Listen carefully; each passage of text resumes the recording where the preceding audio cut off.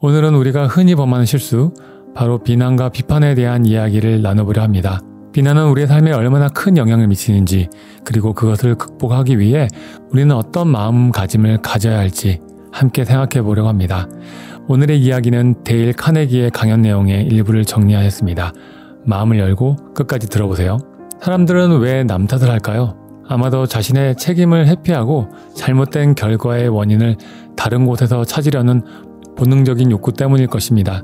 카네기도 많은 시간이 흐른 후에야 비난이 얼마나 무익한 것인지 깨달았습니다.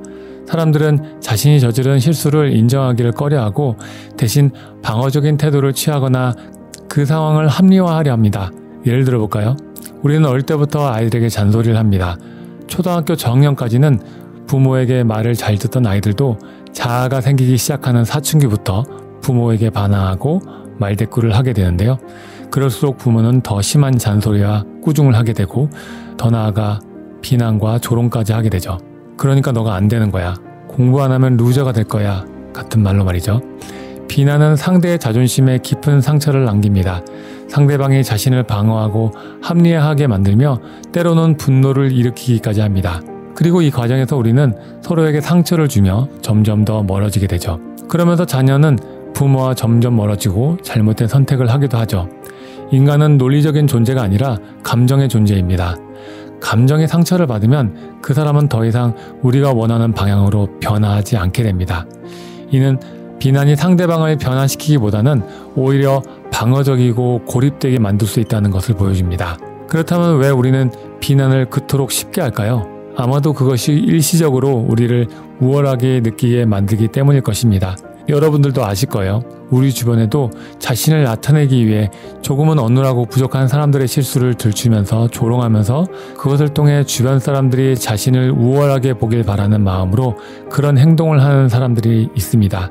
비난을 통해 우리는 마치 문제의 원인이 우리에게 있지 않음을 확인하고 안도감을 느끼게 되죠. 하지만 이는 일시적인 착각에 불과합니다.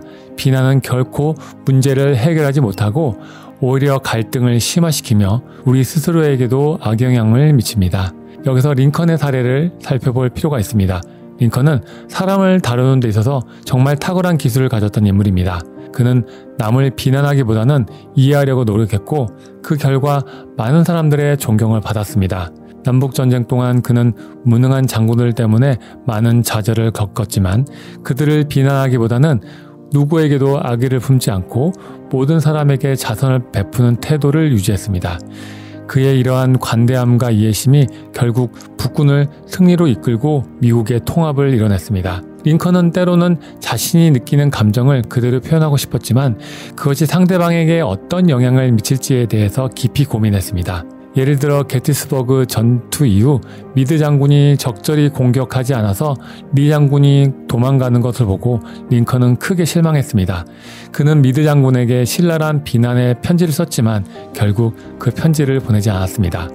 왜냐하면 그 비난이 미드에게 상처를 줄 뿐만 아니라 앞으로의 군 지휘에 부정적인 영향을 미칠 것을 알았기 때문입니다. 링컨은 비난 대신 이해와 관용을 선택했고 그 결과 더 나은 관계와 성과를 이끌어냈습니다.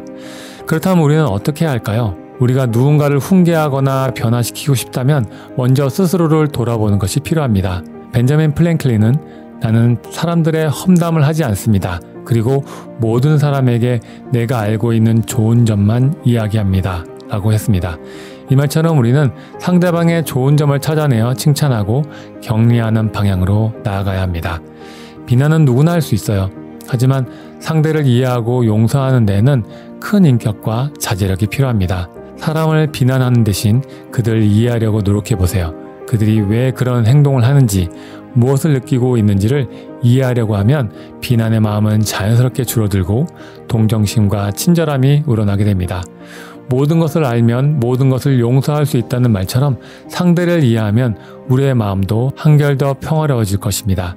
앞으로 누군가를 비난하고 싶은 마음이 들 때 이해와 관용을 택하고 더 나은 인간관계를 만들 수 있을 것입니다.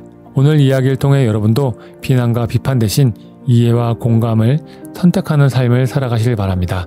그렇게 할 때 우리 주변의 사람들과 더 깊고 의미 있는 관계를 맺게 될 것이며 나 자신도 한 단계 더 성장할 수 있을 것입니다.